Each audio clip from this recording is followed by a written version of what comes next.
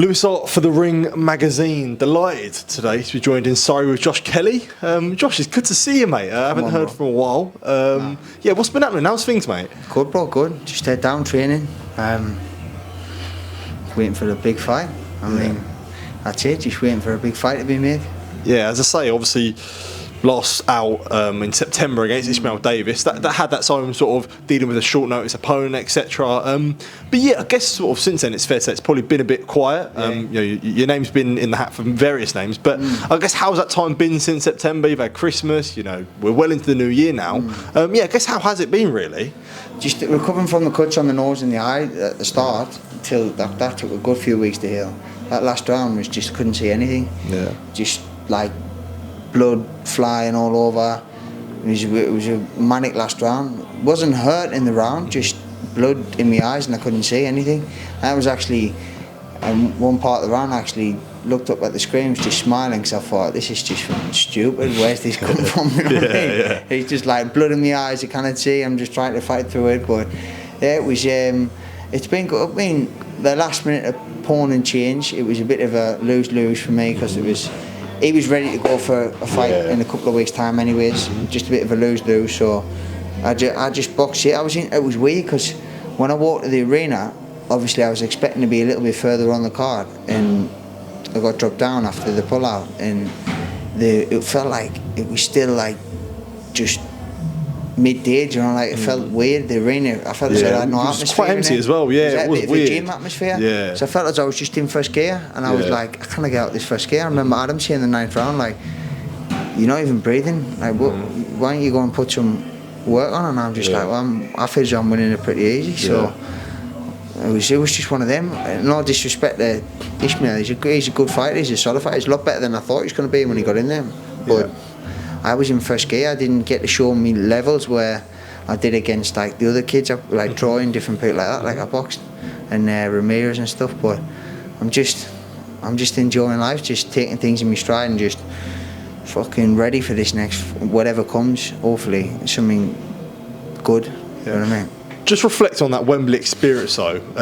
Was it a positive one? Because I know you spoke there, obviously you know getting the win and that, but you spoke there about the atmosphere being a bit weird. I remember I'm trying to think, was your first, no you wasn't first, was it first one after the Josh Padley fight? Yeah. So, and the arena was like pretty empty then, but was it still a good experience to box at Wembley Stadium and have all that fight week feel to it as well? Was that still good? It was fucking class, it was class. Just, it was like, fucking hell, like, I was just weird. I could hear people talking and you know you're just in the gym and just things happening and you just felt like that when I was boxing. It was fucking weird, mate, but it was a quality experience. It was quality, but I just couldn't get out that first gear. I didn't really need to get out that first gear. I felt as though I was, and when the cards were getting read I was like, whoa, this is mad. One draw, wasn't it? I was like, this is crazy, but I felt as though I didn't really need to shift out that first gear. Obviously the last round was the last round. I wasn't hurt, just blood, couldn't see anything.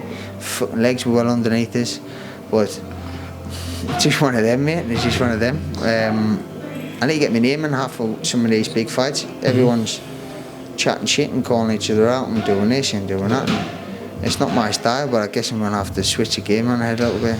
Yeah, well, I guess now, if you look at it, ideally in the summertime, you want a big fight. I know I spoke to your promoter, Caliph Sauerland, about a couple weeks ago, and he spoke about various names. A name that he mentioned was Denzel Bentley, which obviously would be a middleweight fight, but ideally, in and around 154, 160, you want to be in there with the top names, I assume. Mate, 100%. I know my style's just avoided because of the way I can box and the way I can just disappear for how many rounds, and I can punch a lot more than people think. When they get in there, they can't walk just through the punches. They have to take notice of them or they get hurt.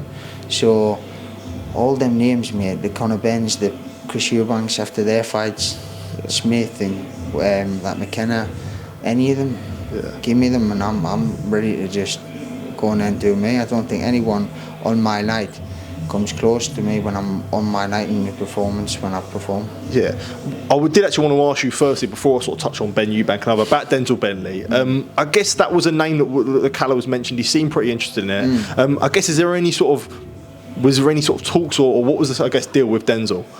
No, I've heard Janabet might be moving on, so it could be for something to do with that at 160. It's not my weight, but give me the chance, I'm going to take it. Yeah. I'm never ever scared to take a challenge, and I'm never think I'm the underdog in that one. I feel as though I've got all the tools to deal with people at 160 for sure. Yeah, I was going to say, did you like being at 160? It was it was nice for a change, not really cutting much weight. I was cutting a little bit weight, but I felt as I was in shape, and I was in shape for time leading up to that fight. So you never know, could be a world title fight at 160. Yeah. A name that always, Conor Benn's always a name that gets sort of brought to your attention, always gets asked about it. He obviously fights Chris Eubank Jr. On the 26th of April. Firstly, before we touch on you potentially facing the winner, what do you think of that fight in itself? Crossroad one. Eubank's towards the end. Ben's obviously went through his stuff, so it's just a crossroads. It's just like, has Eubank got enough left in him to deal with someone who's going to be lots of energy, and is he really what he is? He hasn't really boxed at the calibre of Eubank. So it's like, Ben's been calling me out for years. He's the best guy calling people out, not fighting them. I think he's called every person out on the face of the earth and never fucking fought them. And he's just waited out for this Eubank fight. But it's fucking funny. It's actually clever. He called me out back in like 2018 and stuff. And we sent contacts over and nothing ever got back. So it was just like, well, emails and stuff we sent over saying we need this, we'll be able to fight, and nothing ever come back. It's good at making a lot of noise and getting where he needs to get, but if Eubank's on form, then it could be a long night for Ben. But if Eubank is aged over the last few years, or aged overnight with the weight restrictions and stuff like this, then I could see Ben getting him at the right time. For yourself, you must have an eye on that, of either the winner or whoever comes through that fight. Ideally, that you'd love that to be one of your dance partners, I'm sure. Oh, for sure, that would make for look at the stars and look at the atmosphere and look at the build up what you'll get. I'm not scared of any of them. I think I'll make Eubank look fucking silly, and I think I'll hurt Ben and probably knocking him out if he jumps in, gets caught. I think any of them, I'd fancy myself against any of them. Like, truly. But they've got a little bit in the limelight because they've got the dads' names carried in the back of them, which is good, and it makes for a good fight. Like, the dads have fought each other. It's a legendary fight, and see where that fight's getting made. You can't not see where that fight's getting made. But on boxing pedigree, Eubanks did a lot more than Ben. But regarding myself, I boxed at a lot higher calibre than Ben. So I think I put my name straight in there for the winner. But I doubt any of them will want to touch me. Not a chance. None of them even mention my name. Just on Conor there as well, I guess, especially because when you're both welterweights as well, he was calling your name out massively.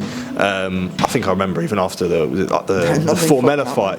But do you think that fight, let's say regardless of what happens on April 26th, that fight could happen? Do you think? I think he's got loads of potential, but does he want to? Depends what happens. If he takes a loss, I guess he'll fight anyone next, because he'll then think, well, the loss is gone, I've got a free loss, and going, I might just go on staying at 147 and whatever, but we'll soon see. Eubanks are going to touch me, not with fucking nothing, and it's a proper fight for both of them, and they want to make money without taking the risk.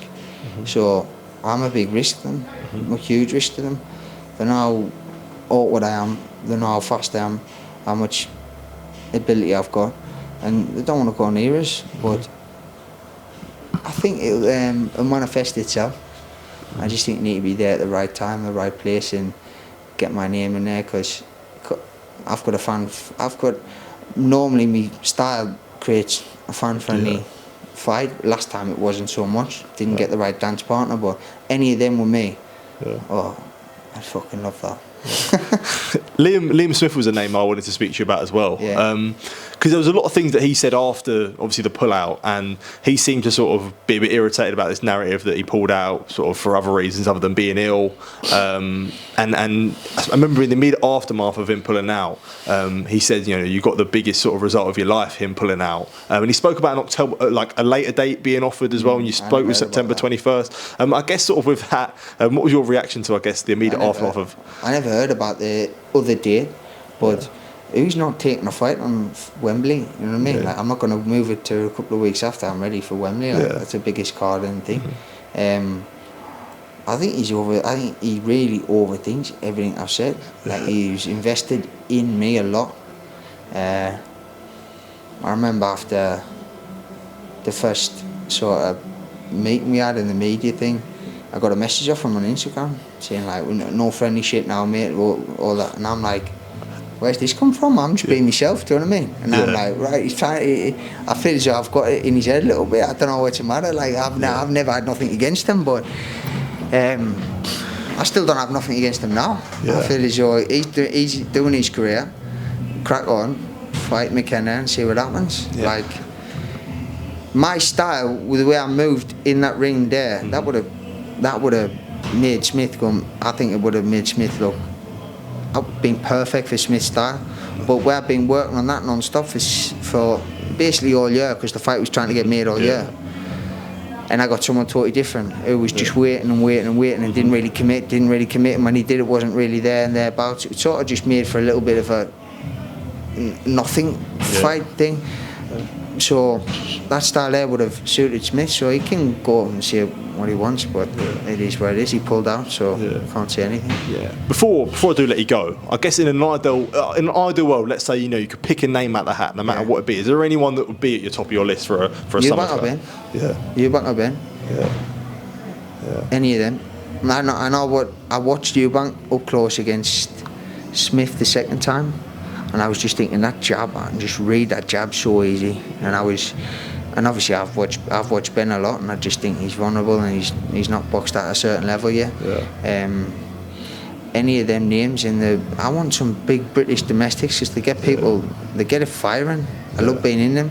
Like, that last one was good. The sort of Troy build up was good. Like, all them guys, it's good fights. Do you know what I mean? I love being in there, and now I need to push on, get them big fights, show what I'm about, because it's now or never, really. Not saying now or never. I've got time. I'm a young 30-year-old, 31-year-old, but it's not like I'm at that point in my career now where these fights need to be made. You know what I mean? I need these fights to test myself, and start to put my name up there, because I'm highly ranked in all the governing bodies. So stop fucking running.